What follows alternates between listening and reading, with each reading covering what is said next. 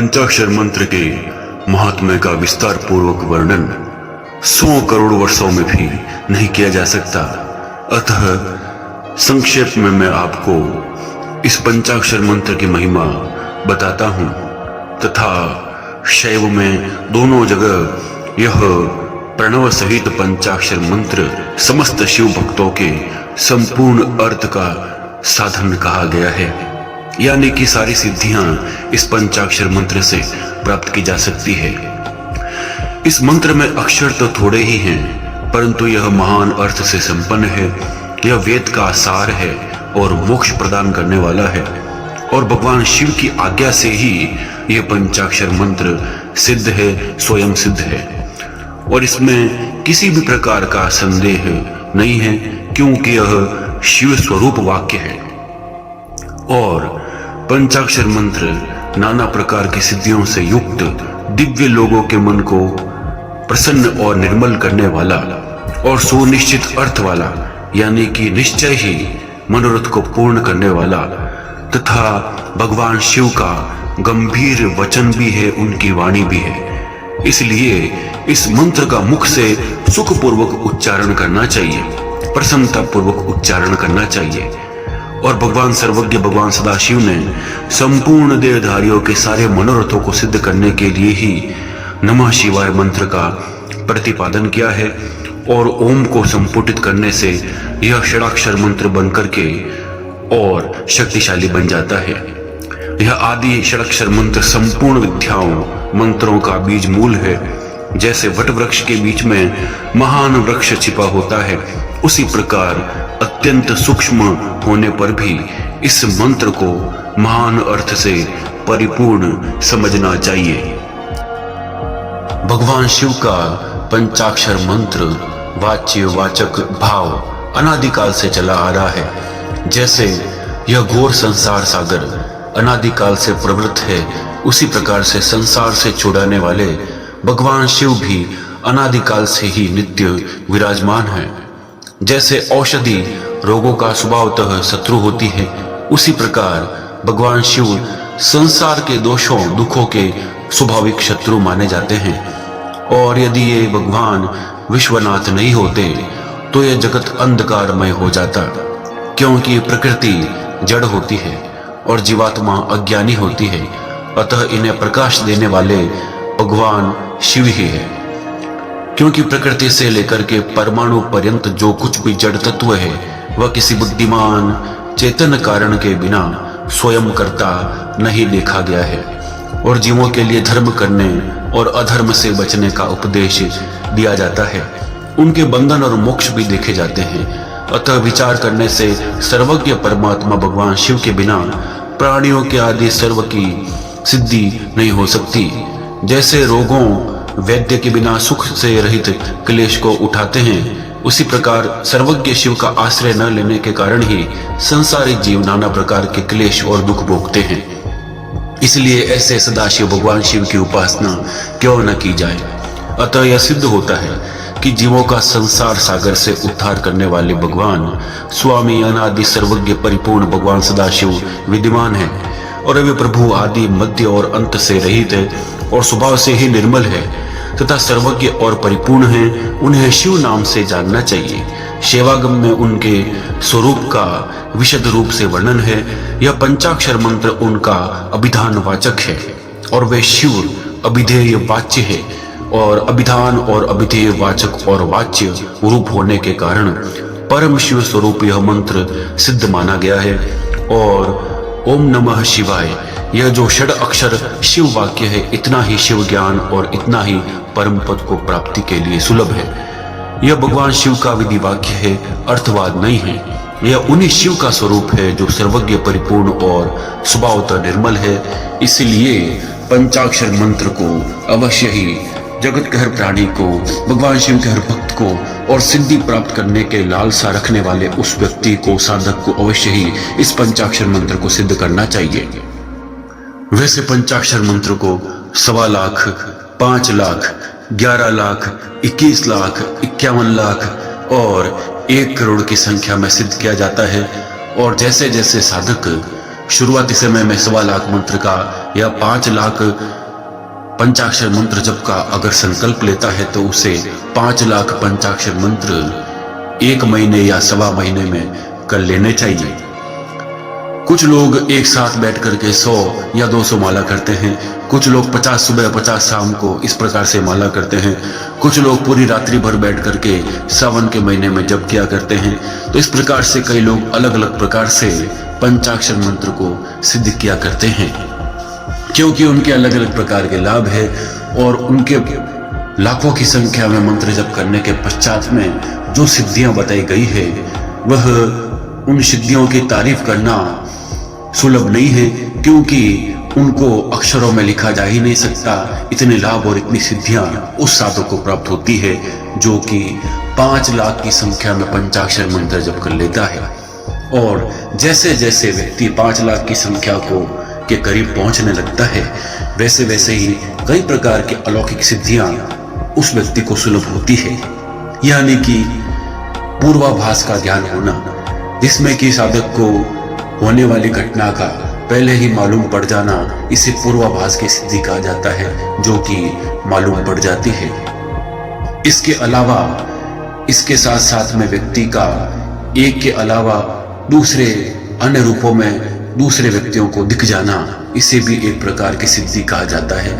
मगर यह सिद्धि कम से कम 21 या 51 लाख पंचाक्षर मंत्र जप के कारण ही प्राप्त होती है। ऐसे में साधक एक स्थान पर बैठ करके अपने किसी मित्र या परिचित को उसी स्थान पर जाकर के बातचीत कर सकता है, अपना स्वरूप दिखा सकता है, प्रकट कर सकता है, जो कि सिद्धि इन संख्या में मंत्र जप करने से प्राप्त होती है। इसके अलावा व्यक्ति के रोगों से मुक्ति, यानी कि 5 लाख की संख्या मंत्र जप करने वाला साधक किसी भी प्रकार के रोग से ग्रसित नहीं रह सकता है, कोई रोग उसके पास आ ही नहीं सकता है, क्योंकि यह मंत्र रोगों का शत्रु भी माना गया है। तो इसलिए इस मंत्र के अगर 5 लाख संख्या में मंत्र जप कर लिया जाए, हर प्रकार के रोगों से और शत्रुओं से भी उस साधक को मुक्ति मिल जाती है, बशर्ते नित्य नियमित रूप से मंत्र जप किया जाना चाहिए। मान लीजिए आपने 51 माला से मंत्र जप शुरू किया है, तो आप नित्य 51 माला करें, 51 से कम ना करें। मंत्र जप को बढ़ाया जा सकता है मगर घटाया नहीं जा सकता है, इस बात का ध्यान रखें। और यदि आप 100 माला नित्य करने का लक्ष्य रखते हैं तो आप 100 माला नित्य करें।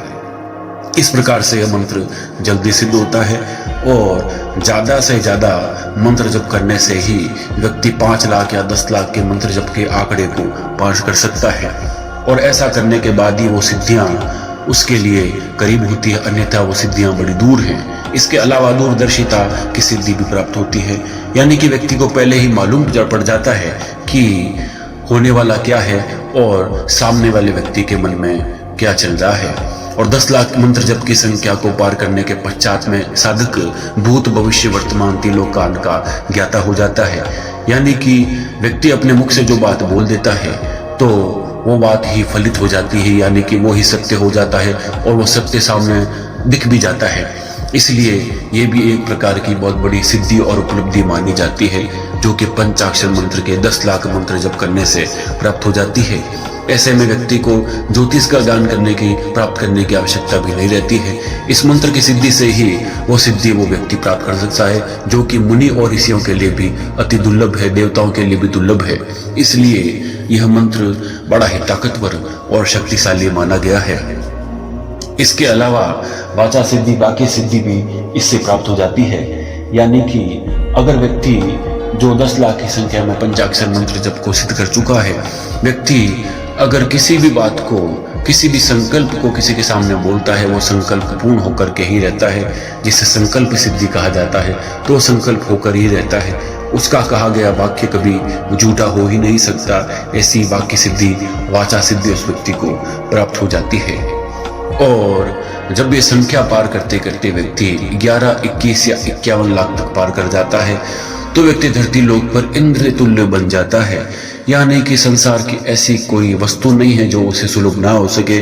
सब कुछ भगवान सदाशिव की कृपा से उसे प्राप्त हो जाती है और आदि कैलाश पर विराजित भगवान शिव के साक्षात उस व्यक्ति को दर्शन हो जाते हैं जो कि इन लाखों की संख्या में पंचाक्षर मंत्र जप कर लेता है।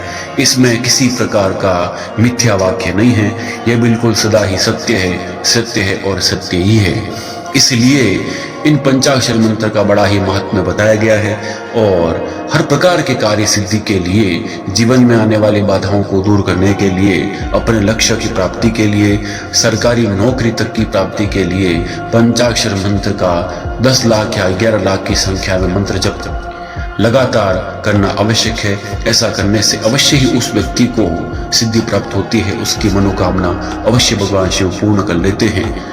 और श्रावण के महीने में पंचाक्षर मंत्र यानी कि शिव उपासना का जो मास होता है वो श्रावण मास होता है। इस महीने के अंदर किसी भी सोमवार के दिन जो व्यक्ति मंत्र जप शुरू कर लेता है और रुद्राक्ष की माला से ही मंत्र जप करना चाहिए। और इसी दौरान व्यक्ति अगर पंचाक्षर मंत्र का जप शुरू कर लेता है और नित्य वह 21 माला से शुरू करे, उसके पश्चात धीरे धीरे वह अपनी माला को संख्या को बढ़ाता जाए और उसके पश्चात में 51 या 100 माला का लक्ष्य रखे और उसके पश्चात नित्य ही 100 माला का जप करता रहे। इस प्रकार से सावन के महीने में भी अगर जो व्यक्ति नित्य 100 माला कर लेता है उससे भी अवश्य ही भगवान शिव की कृपा से सिद्धि प्राप्त हो जाती है। उसके जीवन की बाधा दूर होती है, क्लेश दूर होते हैं, उसके हर प्रकार की मनोकामना पूर्ण होती है। चाहे पुरुष हो चाहे महिला हो, दोनों ही पंचाक्षर मंत्र को सिद्ध कर सकते हैं और विशेष रूप से ब्रह्मचर्य का पालन करना अत्यंत अनिवार्य है। लहसुन, प्याज, मांस, मदिरा इनसे सर्वथा श्रावण के महीने में दूर रहना चाहिए और नित्य पंचाक्षर मंत्र का जप करना चाहिए। और भगवान शिव का सच्चा भक्त वो होता है जो रुद्राक्ष की बनी हुई माला को धारण करता है। अपने दोनों हाथों में अघोर मंत्र को बोल करके रुद्राक्ष धारण करें और अपने गले में रुद्राक्ष का हार धारण करें। और बुद्धिमान साधक भगवान शिव का सच्चा भक्त, परम भक्त अपने सिर पर 500 रुद्राक्ष का बना हुआ मुकुट धारण करता है और वह सदाशिव के समान सर्वव्यापी बन जाता है। इस प्रकार से रुद्राक्ष की भी बड़ी ही महिमा बताई गई है क्योंकि रुद्राक्ष भगवान शिव को प्रिय है। इसलिए रुद्राक्ष की उत्पत्ति भी भगवान शिव से हुई है, इसलिए रुद्राक्ष धारण करने का भी बड़ा विशेष महत्व है। और भगवान शिव के भक्त को तो रुद्राक्ष हमेशा धारण करना ही चाहिए। और इसके अलावा पंचाक्षर मंत्र जप की सिद्धि का महत्व मैंने आपको बता दिया है, जो कि 5 लाख, 10 लाख, 11 लाख, 21 लाख या 51 लाख की संख्या में होता है। और 51 लाख की संख्या या 50 लाख की संख्या के बाद में पंचाक्षर मंत्र जब अगर साधक करता रहता है तो वह धरती पर देव तुल्य ही हो जाता है। यानी कि वो संत ही नहीं, एक महासंत बन जाता है। वह महापुरुष ही नहीं, अत्यंत महापुरुष बन जाता है। इंद्र तुल्य व्यक्ति का सम्मान उस व्यक्ति का होता है। राज्य का स्वामी बनने का अधिकारी भी वो बन सकता है। किसी बड़े पद पर यानी कि उस राष्ट्र के बड़े पद पर आसीन होने की शक्ति भी उस व्यक्ति को प्राप्त हो जाती है, जो कि उस संख्या के आंकड़े को पार कर लेता है, इसमें संदेह नहीं है। मगर बातें करने से साधना और सिद्धियां प्राप्त नहीं होती है। कड़ी मेहनत और तपस्या तप करने से ही ये सिद्धियां प्राप्त होती है। राजर्षि भागीरथ ने भी इसी मंत्र की सहायता से हिमालय में जाकर के कठोर तपस्या की थी और उन्होंने सर्दी, गर्मी, वर्षा आदि सब प्रकार के ताप सहन करते हुए कई वर्षों तक तपस्या की थी। तब कहीं जाकर के भगवान शिव प्रकट हुए थे और वो गंगा को धरती पर लाने में सक्षम हुए थे। इसीलिए तपस्या और तप के बिना हर प्रकार की सिद्धि पाना नामुमकिन होता है और किसी भी तपस्या या तप को करने के लिए व्यक्ति को सक्षम बनना पड़ता है।